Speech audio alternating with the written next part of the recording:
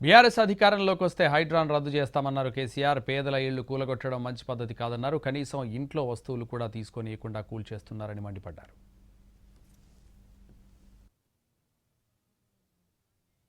హైడ్రాకు ఆ PCC president అని ఉంటాడు ఆయన, కాంగ్రెస్ కమిటీ అధ్యక్షుడు.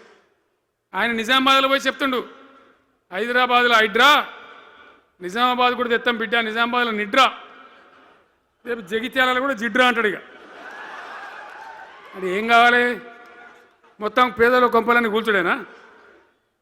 కేసీఆర్ రాజ్యానికి వచ్చినప్పుడు 3.5 లక్షల మందికి పేదలు ఎక్కడ ఉన్నారో అక్కడనే పట్టాలు ఇచ్చినాం. వాళ్ళని ఆగం చేయకుండా పాపం గదిబోళ్ళు 3.5 లక్షల కుటుంబాలకు హైదరాబాదు చుట్టుపక్కల వేరే పట్టణాల్లో కూడా పట్టాలు ఇచ్చిన వాళ్ళని బతకనిచ్చిన. ఇలా ఏం కూలగొట్టుడు? అది పుస్తకాలు కూడా తీసుకుని పోరాటాలు చదువుకునేటి అంతే గిరితమా? నేను ఒక్కటే మాట మనం చేస్తా ఉన్నా, గ్యారంటీగా బీఆర్ఎస్ గవర్నమెంట్ వచ్చేది ఖాయం. మొట్టమొదటి రోజులనే ఈ హైడ్రాని ఎత్తి అవతల వరిస్తామని చెప్పి నేను మనం చేస్తా ఉన్నా. తీసేయన్నా దాన్ని, హైడ్రాని తీసేయనన్నా, పక్క మాటనా?